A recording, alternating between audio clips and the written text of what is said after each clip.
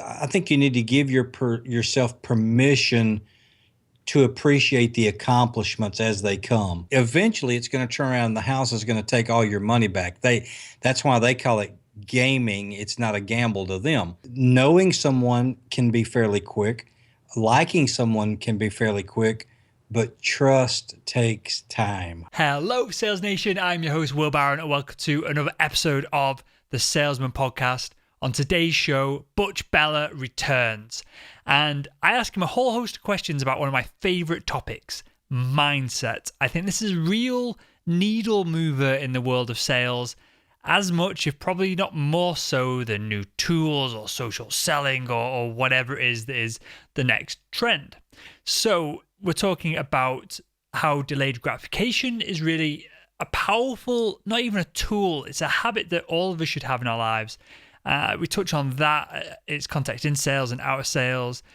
Then we talk about celebrating our wins. This is something I do poorly. It comes up in the show. Butch gives me a bit of a kick in the arse about it and explains why it's important to celebrate your wins. And then we dive a little bit into self-sabotage. Again, I use a couple of examples of how I do it myself.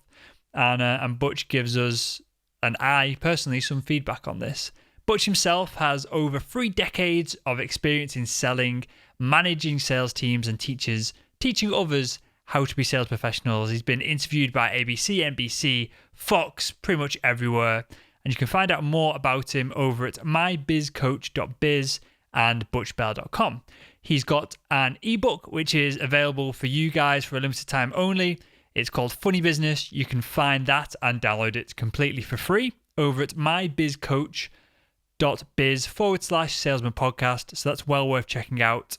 And yeah, guys, I know a whole bunch of you, and I'm filtering this as we go through. I'm vetting everyone that comes into the Facebook group.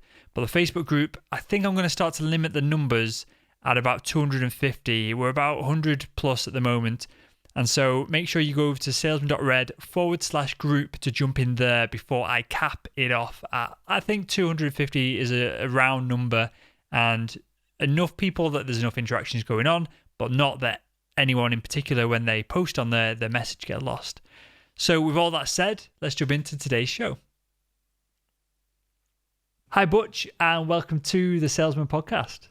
Well, thanks so much for having me, man. It's been a few months. Great to be back with you. You are more than welcome. Not everyone gets an invite back on Butch, so that genuinely speaks testament to how valuable I thought our last show was in the interview that we did.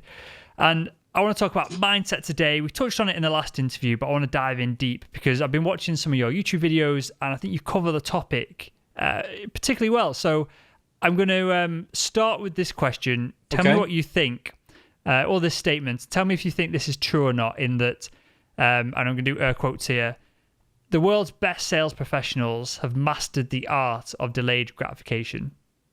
Absolutely true. Absolutely true. Probably the most true statement you're going to say all day. And simply from a standpoint of we understand that sales is a process. And the big thing that I see, Will, with salespeople that make mistakes or young green salespeople is they try to rush that process to get to that gratification of making a sale, and they fail to properly qualify the prospect. They failed to build a rapport. We've heard since we were little bitty baby salespeople that people buy from who they know, like, and trust. Well, it's knowing someone can be fairly quick. Liking someone can be fairly quick, but trust takes time. Well, I'm glad you said that because it would have been the shortest interview I've done so far. And why I want to dive into this, Butch, is that it's something that I'm focusing on getting better at delaying gratification. Because and clearly you covered it then, but the ability to invest in yourself, in your finances, your business relationships, again, as you alluded to then, rather than right now, but looking forward 5-10 years, is obviously going to pay massive dividends back in that time, rather than going for the short-term goals and the short-term gains from it. And what I want to ask you, Butch, is, because I've not got the answer to this, clearly I've not got the answer to this, but other than reading inspirational books, or for me, I've got Post-it notes stuck all around my flat and all around my monitor, kind of guiding me and just giving me that reminder to project things forward and to delay things for later on. Is there a way of going about it and developing this skill and this habit? Is there a way to do it? Because I'm not finding any success in everything that I'm trying so far. Oh, I think there's probably 500 different people espousing different systems and techniques and so forth. I think you hit on the one big thing, Will, is that to develop a habit, and if I repeat myself from our previous interview, I apologize, but I'm really, really big on habits, and the fact that we always hear it takes 21 days to establish a habit, or 60 days, or 37 days, or 46, whatever the case may be. And I always tell people that's complete garbage, because I quit smoking January 1st of 2009. If I were to have a cigarette right now, I'd have a carton before this interview was over. Then I'm going to have to lay down and let the nicotine high go away. So it's not going to take me that long to develop a habit. It takes that long to develop a good habit. But here's the problem we run into, not just as salespeople, but as entrepreneurs, managers, leaders, spouses, parents. We get these little bad habits, and they sneak up on us all the time, and we get one more added to our back, and then one more, and before long we're doing things totally different than how we were taught to do them or we wanted to do them. And we don't notice these little creeping up bad habits. So I love the fact you phrased it as establishing a habit. And no matter what it takes, if it's Post-it notes or whatever works for you, the thing that I will tell people is that, yes, you need to invest in yourself. Yes, you need to look at, and not just, when I talk about written goals, I'm not talking about just what are you going to do this week or this month, this quarter. What about this year, 3 years from now, 5 years from now? Take some time to rise above it and plan, but practice. I have a speech that I give that's called, if you're as good as you're going to be, life's as good as it's going to get. Now think about that. If you're as good as you're going to be at anything you do, life is as good as it's going to get. Look around you. You're in the kind of house you wear, the kind of clothes, you have the friends, you have the lifestyle. That's as good as it's going to get. So always strive to get better. Is mindset then a battle that you can paradoxically never win? Because even though it's like I developed this habit, you can always delay gratification further and further and further, I guess. Perhaps isn't the best example, but is the game of mindset one that you get to your next level and then you've got a whole bunch of new things which you need to master to make to the next one, and then it just never ends? I think there is a certain amount of what I call the treadmill philosophy, that you're always on that treadmill. But I think what you need to do is you need to give yourself yourself permission to appreciate the accomplishments as they come, that you don't get so caught up in the next goal or the next sale or the next thing in front of you that you don't stop to appreciate what you've got. I think that is one thing that we all get caught up in. Sales is like a drug, man. And as soon as you make one, you got to have another. And then it's got to be a bigger sale and a bigger sale and a bigger sale. And that can be very, very daunting, and it can crush your mindset. To me, when you talk about mindset, I read a great book one time. The author's last name is Singer, and I'm forgetting the name of the book. But we all have that little voice in our brain that we hear that tells us, Butch, you're really probably not that good. You're not the expert everybody thinks you are. Or, boy, I hope nobody figures out you don't know what you're talking about. The Imposter Syndrome. Mm-hmm. And the book espoused this philosophy that if you can hear that voice, then it's not you. If you think about it, when you record your voice on tape and you listen back to it, you say, boy, I don't sound like that. That's not me. But that's really what you sound like. The voice you hear when you speak is coming through bone in your ear. So that's not really your voice. So this book basically says this voice in your head, that's not you. That's this little guy that wants to hold you down and hold you back, and you just have to. He calls him the guard that stands outside of your subconscious mind. Shoot the guard. Don't let that voice decide what you can accomplish in this world. I want to go back to something that you said then. The appreciating accomplishments. So practically now here, Butch, because this isn't something that I do, and I know it's something that I should do more of, and perhaps even I should. So all my goals at the moment are increasing the number of listeners to the podcast, going from the thesis of the one thing of that is the one thing that makes everything else in my life better, easier, Right. more money, that kind of thing, through the sponsorship deals that we do and all that good stuff. So all I generally focus on each day, other than creating great content and actually producing the podcast, is ways to get more people to discover it, to get in front of them, to get them to download it. And I feel like I should have a structured, a celebration. So we get 10,000 plus downloads per episode now. At 20, I should celebrate. At 50, I should celebrate. At 100, I should celebrate. And I don't. I might have just answered my own question of how to go about this and do it practically. But are there any ways to go about this? Because I know a lot of salespeople will go, because they just see sales as the job and the duty, and they need to grind it out, so they don't celebrate. And years go by, and perhaps you're celebrating with some of the money that you've earned. You go on holiday, but you're not in the moment and making the most of the day to day at that point. Okay, let me flip it around and ask it to you like this. Let's say that you're gambling, that you're playing blackjack, or you're shooting craps, or whatever your game of choice may be, and you get up a certain amount of money, and then you get up a certain more amount of money, and a certain more money, and you keep playing and playing and playing and playing until eventually the odds are going to flip in your favor, and the casino is going to win it all. I have always heard the question asked to people like that, why are you playing? Because you're certainly not playing to win. You're just playing to play, because eventually it's going to turn around and the house is going to take all your money back. That's why they call it gaming. It's not a gamble to them. So why are you doing all this if you're not going to give yourself permission to celebrate milestones? And I look back on the fact that, and I think you and I talked before, I had heart surgery 7 years ago this month, and I ran my first 5K 190 days after that. I ended up running several 10Ks, 2 half marathons. You cannot run a half marathon from the start line.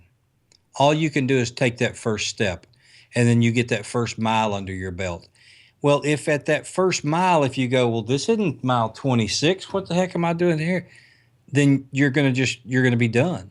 So you have to go, man, I got a mile under my belt. I've only got 25 more to go. Or I'm at 13 miles. I'm halfway there. Or I'm at mile 22 and I feel great. And you literally have to give yourself permission to celebrate those victories along the way. I tell people all the time that I literally did an interview yesterday talking about writing my book. And when I wrote Sales Management for Dummies, the guy said something, because I had a 14-week writing schedule, and it's 300 and something pages. And I said, here's the thing. If I would have said, I got to sit down and write a 330-page book, it would have been such a daunting task. But you cannot sit down to write a book. You can't even sit down to write a chapter.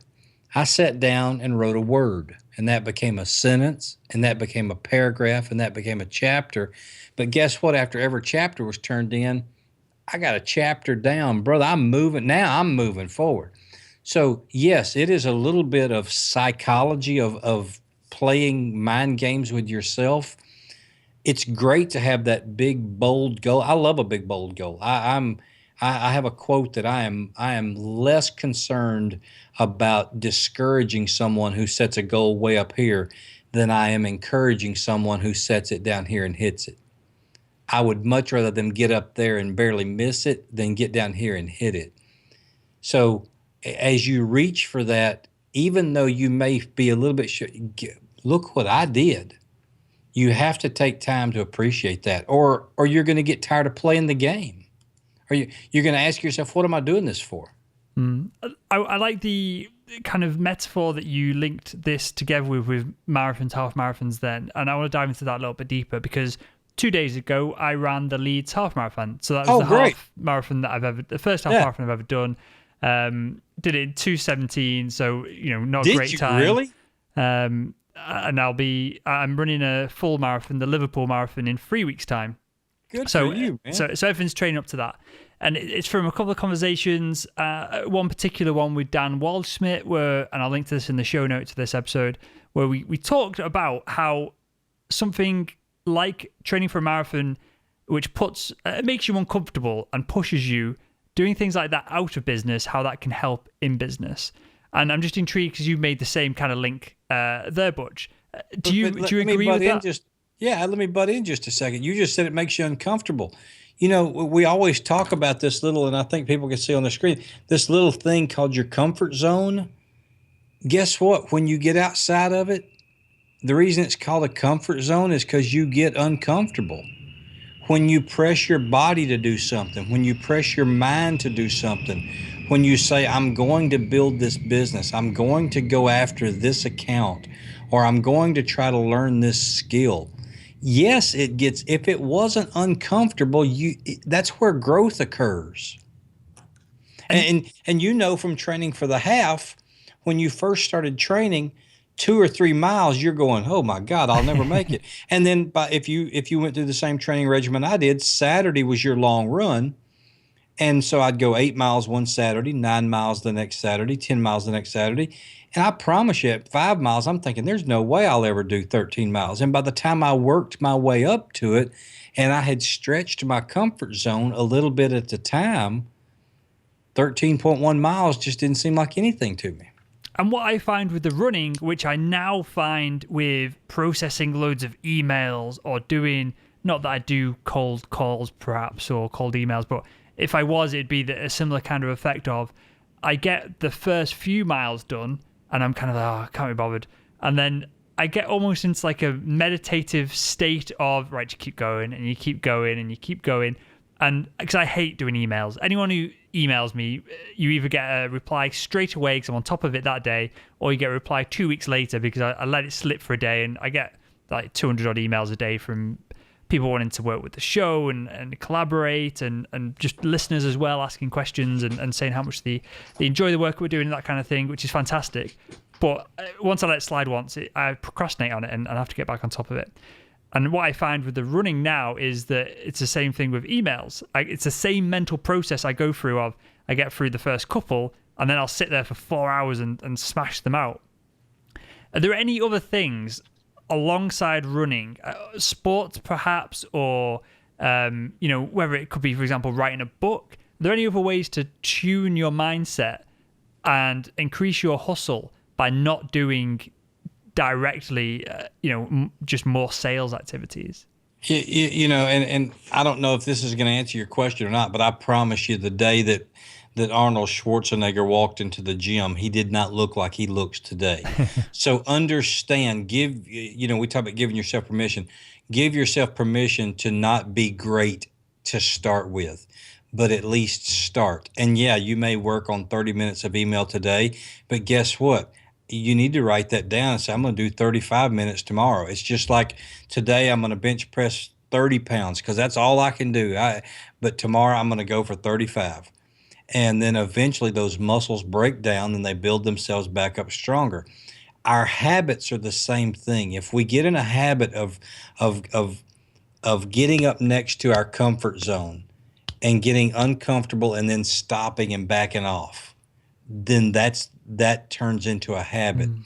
But if we get into a habit of getting up next to that comfort zone and going, okay, now it's time for me to learn something new, or now it's time for me to stretch myself a little, that also becomes a habit. There's a great book by Carolyn Dweck called Mindset that talks about how we are born with a growth mindset or a fixed mindset. And she tested children with puzzles. She would put kids down with puzzles and give them puzzles that would progressively get harder. And if a child had a fixed mindset, they would get to the puzzle that was hard and they'd go, I can't do this, and they'd get all frustrated and throw it away. And we've all known situations in our life where we've done that. I'm that way about golf. I don't play golf because I can't be great at it. It's a waste of time to me. But she said children with a growth mindset, when they would get to that puzzle that got hard, they'd go, all right, now I get to learn something. That's the same problem, but we're attacking it from two different mindsets, So when you run into that uncomfortableness of your comfort zone, do you go, oh, this is where I get uncomfortable. I can't do this. I don't want to do this. Or do you go, now I get to learn something new? And is that habit, clearly I've not read the book, but was that habit installed by parents and psychology, or is this, I don't know if you could even test that, but more of a genetic factor? No. Some of it was proven to be genetic, but some of it is also learned, because you have to notice that you have a fixed mindset before you can ever break out into a growth mindset. Because what you'll do is you'll catch yourself going, no, I don't want to do that. I'm going to push that off on somebody else, instead of saying, you know what? I think I'm going to take time to learn that. I'm probably going to break out in a cold sweat and have to be strapped to my chair to do it, but I'm going to learn how to do it, by golly. And let's get really practical here for a second, Butch, because I know you're not like this, and I forced guests to come on the show not to about this, but there's a lot of other podcasts out there. There's a lot of books. There's a lot of people throwing quotes around, especially on things like Instagram. And I don't particularly post motivational quotes, but I'll post instructional quotes on there occasionally. And what I'm getting at is there's a lot of people who just give wishy-washy, kind of, how to describe it, no practical steps to achieve all what fluff, we're talking about. No stuff. Yeah, precisely. And is there any ways now that, is there any way you can share with us that we can really drill down and make this practical? Is it, and tell me if I'm wrong, is this as simple as every day you should just do something that makes you feel a bit weird, that makes you feel uncomfortable, that makes you feel stressed? And then, of course, I guess every time you do it, what causes you that discomfort gets bigger and bigger, and it's pushing your comfort zone further and further apart. I did stand-up comedy for 10 years, and people used to say, man, I could never get up in front of people like that. Yeah, you can. You just go do it. And you're going to be sweating like crazy the first time you're doing it, and then you get a little more comfortable, a little more comfortable, a little more comfortable. And we've talked about athletics. It's just like a great football, as you call soccer player, or a great baseball player, or any great athlete, a great marathon runner. The day they start that task, they're not world class. Michael Phelps wasn't, the first day he stepped in a pool, he wasn't an 8, 9, 10, 12 gold medalist or whatever he ended up being. But he pushed through those things, and with a growth mindset of, I want to be great. So if you'll attack every day that I want to be better today than I was yesterday. Don't compare yourself to somebody else. Don't compare yourself to where you want to be 5 years from now. It's great to know that, but all I want you to do today is be a little bit better than you were yesterday. And let's get even more practical with this, Butch. Okay. Is this something that at 8 o'clock every morning, everyone listening should do something that makes them feel uncomfortable? Whether that being, I think one of the classic examples is you go to Starbucks, you get your coffee, and you ask for a discount. And of course, they're not going to give you, why would they give you a discount? And it's an awkward conversation, but you're not doing any harm by asking. Right. So something like that. Should everyone be doing something like that and scaling it up, of course, at 8 o'clock every day? I don't know that I don't know if you have to set a timer and say at 8 o'clock you're going to do this. I think every day you should be stretching yourself a little bit. And again, we'll talk about muscles again. You've got to get that muscle elasticity going. I think that whether it is today, it may be email, tomorrow it may be cold calling, the next day it may be introducing yourself to people that you would not normally introduce yourself to. The next day, it may be getting up in front of a group of people and speaking or volunteering to do something. I think every day you need to challenge yourself. The less you fear in this world, the more successful you will be. You look at you name me any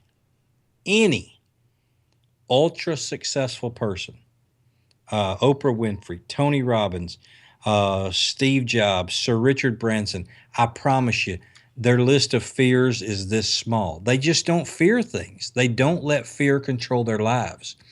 And the more we let fear control our decision making, the more we make the wrong decision. I feel that we could, and you just give some great examples then of cold calling, meeting people that you wouldn't usually meet. And perhaps that's pushing yourself from meeting with a marketing manager that you sell to push for a meeting with the VP of marketing or CEO, whatever it is.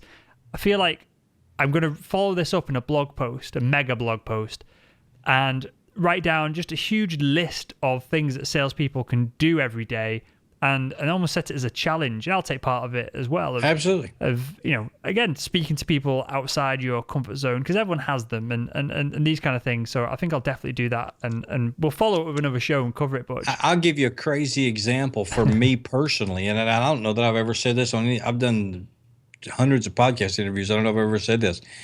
When I was doing stand-up comedy, I am much more comfortable in a situation like this, or talking to 100 people speaking, or whatever the case may be, than I am one-on-one.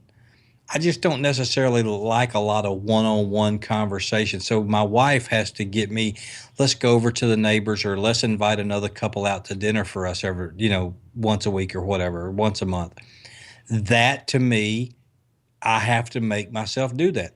That's uncomfortable because really when I'm done, I talk so much during the day. When I'm home, I really don't want to talk that much. And I feel like because of what I have done and what I do, that I have to carry that conversation if out at dinner or whatever. So it's almost like, oh, dinner's not going to be just dinner. It's going to be work for me. And so she has to get me, look, we're going to invite them out to, Ronnie and Sandy or whoever, Bob and Marie, they're going to go out to dinner with us or whatever. Okay, that's fine. It's not something I would necessarily volunteer for, but guess what? The more I do it, the easier it gets for me. That I understand they're not expecting it to be the Butch Bellah show just because we go out to dinner together. Fantastic. With that, Butch, we've got a couple of questions I ask everyone that comes on the show. The final one you've answered before. This one is new. What motivates you to close deals in your business?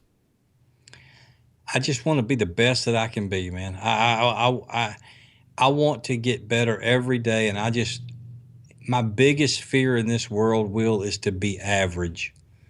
And Jim Rohn said, you are the average of the 5 people you spend the most time around. I want to do my best to raise the average of the people that are around me. And I want to dive into that a little bit further, because two things. One, that quote is super powerful, and I don't know anyone who's successful. I've never had anyone on the show who is super successful, millionaires, CEOs, business owners, that doesn't agree with that, because we've talked about this a few times now. But are you just, and tell me if I'm wrong, because I might have got the wrong end of this, but with the mindset you've got there, Butch, are you just not playing a game that you can't win? And is that a healthy game to be playing? No, I lose a lot. What I mean is, if you're almost in this hamster wheel of having to constantly improve and there's no end point, I believe that is where your brain is designed that way, and it's almost like a stoic kind of way of looking at things. It's a blessing and a curse. Yeah. Other people have the view of, well, you should have an end goal because then you've won. Whereas the way I feel about things, perhaps I need to celebrate along the way, but there's no winning in it. Is that good or bad? Both. I think it is the driver of most successful salespeople, and I think it's the downfall of most successful salespeople. That's why I said before, I think you've got to give yourself permission. If I have a great week or a great month, I've got to give myself permission to say, you know what, that wasn't too bad. I want to do better next month, but because here's the problem with salespeople, and I'm going to get off on a tangent. How many times have we heard every salesperson say, it's a roller coaster ride? Because this month's sales are up here. Well, what happens is they start coasting and they get out of doing everything that they're supposed to do. They get out of doing the habits and they get out of doing, and so next month's sales go down here. Well, then they have a huge pucker factor and they almost, have a stroke, and then they start doing everything right again and sales go right back up. My whole theory is that when sales are good, you should celebrate your win, but also keep doing what you're doing. Don't take your foot off the gas. When you take your foot off the gas is when sales becomes that roller coaster ride. So we're gonna, if it's okay with you, just keep going for another 5 minutes or so here. Yeah, and I do want to tell, before I forget it, I looked up while we were on here. The name of that book I referenced is called The Untethered Soul by Michael Singer. And that is the one where he talks about the voice in your mind. If you can hear that voice, it's not you. The Untethered Soul by Michael Singer. Phenomenal book. I'll link to that in the show notes, Butch. And why I wanted to continue on this thread for a second is I've got a question up on the screen in front of me that I didn't ask because I didn't think we were going to have time. Go ahead. And you've just covered it almost verbatim. So I'll just read what was on here of literally this is what it says. Something that I also suffer from is self-sabotage. For example, I'll sell a bunch of ad space on the podcast, then I'll sit back for a while, drop the leads that were hot because I've brought in a bunch of cash up front from the hotter leads. Then at the end of the quarter, when there's more space to fill, I'll have to go back out and re-speak to people. Generally, it's not a problem because we're always oversubscribed for the ad space. So I've got confidence in that there's always more people than what we can provide because of the nature of we can only fit so many slots in per episode and that kind of thing. Right. But I see this as self-sabotage, and it's also being lazy, and there's a whole bunch of other things wound up within this. Why do I and other salespeople make this mistake? Because I see it all the time, and it's hilarious that you came up with it as well without any prompt from me. It is the imposter syndrome. It's that voice in your brain that goes, boy, you must have really got lucky and found some people to buy ads this month. That means next month's really going to suck. And we tell ourselves that. Salespeople, we tell ourselves all the time, boy, I had a good month. I'm sure going to pay for it next month. Well, hell yeah, with that attitude, you really are. What they should be saying is, man, I had a great month. I'm going to take my wife out to dinner, but guess what? Tomorrow morning, I'm going to wake up and we're going to tear it up again next month. And it is accepting the fact that success is okay. It is okay to be successful. It's okay to win. It's okay to be positive and moving forward. There's nothing wrong with that. But we have this, as you say, self-sabotage. We have this mentality that for some reason we really don't deserve what we just got, so we shouldn't get it next month too. And that's totally wrong. And again, practically, how do we deal with this? Is this every time that voice jumps up in our head, we make a conscious effort to cut it off, to reaffirm that we are, I guess Tony Robbins would call it, that we are good enough kind of thing. And then as you phrased it, that success is okay. Is that how you go about it? Oh, I think so. And as Zig Ziglar used to say, motivation doesn't last, neither does bathing. That's why we recommend it daily. I think you have to it's a constant battle, because here's the problem, is you are the only person fighting the good fight. The world and everybody else is fighting against you. So you're the only person that's going to be putting positive thoughts into your brain. I promise you, if you work in a business where you've got other salespeople that are alongside you and you have a great month, every one of them's going to say, boy, you had a good month. You get ready, because next month's going to be a son of a gun. Bette Midler's got a great quote, said the only thing about success is finding somebody that's happy for you. And you need to surround yourself with people that are happy for you. You need to surround yourself with people that will pump you up, so that when you have a great month with your ad sales and you sell out and they go, fist bump, Will, how quick can we get next month sold out?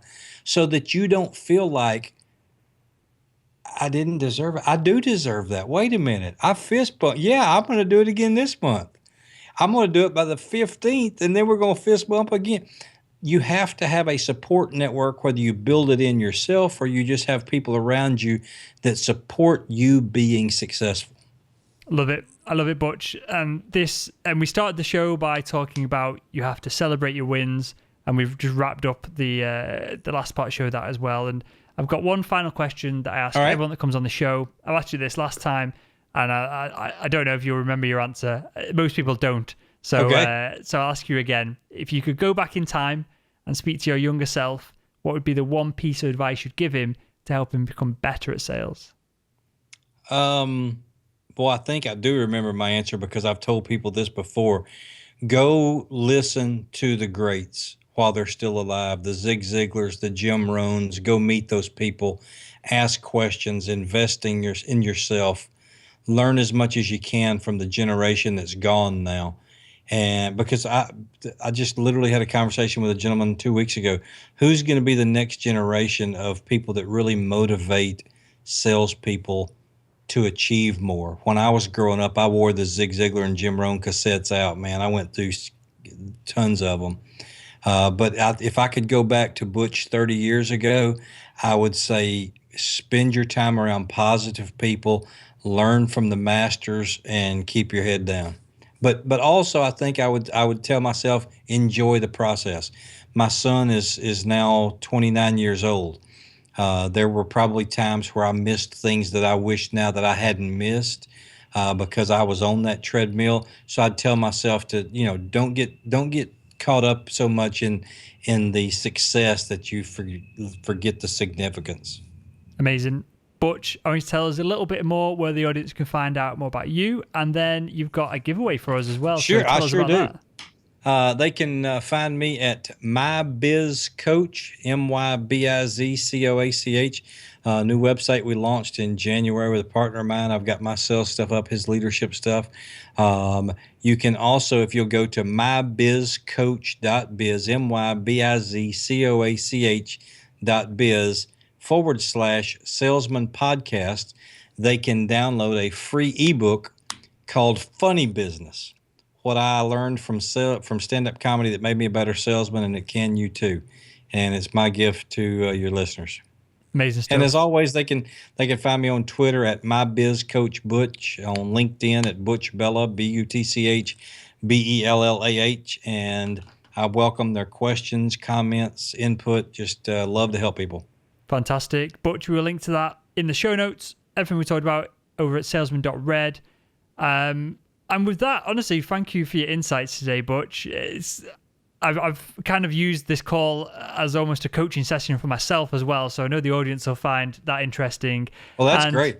And I appreciate you having me on, Will. I promise you, I do a lot of these. I thoroughly enjoy our conversations. I feel like they're more, and this is going to sound crazy, they're more conversational than an interview, Yeah. Well, that's what we go for, Butch. And with that, again, thank you for coming on the show, and thank you for spending time with us on the Salesman Podcast.